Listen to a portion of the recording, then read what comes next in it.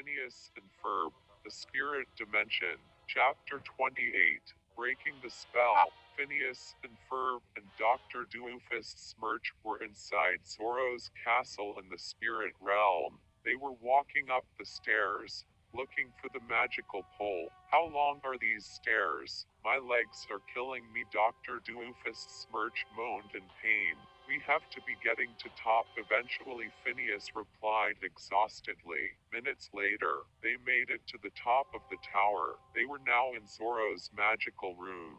Phineas and Ferb and Dr. Doofus Smirch were in shock by the place. "Oh, this room looks incredible," Phineas replied in shock.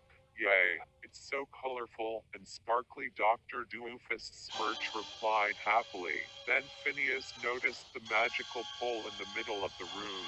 "Look, there it is," Phineas shouted. "Well, let's get to smashing," Dr. Doofus Smirch replied. Dr. Doofus Smirch pulled out a large hammer. Dr. Doofus Smirch charged to the magical pole. All of a sudden, Harry the platypus teleported in front of the magical pole. Dr. Doofus Smirch stopped running. Harry started to growl at Dr. Doofus Smirch viciously. Dr. Doofus Smirch jumped in fear. Harry then lunged at Dr. Doofus Smirch and started chewing on him.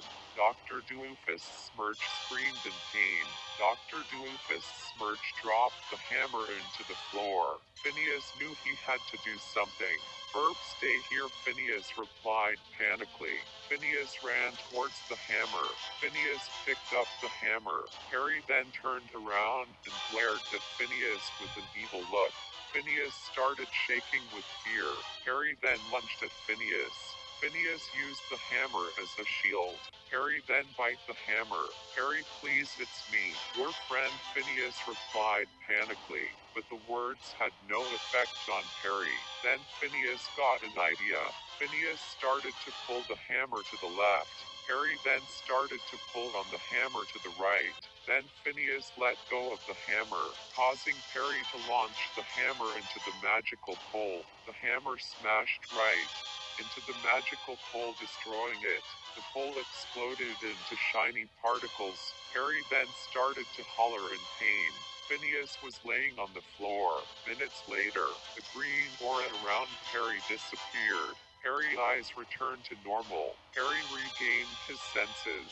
Phineas looked at Harry. "Harry," Phineas asked worriedly. Harry noticed Phineas laying on the floor. Phineas got up.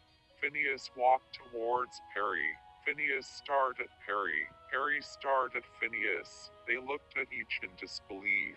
Tears started to form in both Harry's and Phineas's eyes. Seconds later, Phineas and Harry ran at each other for a hug.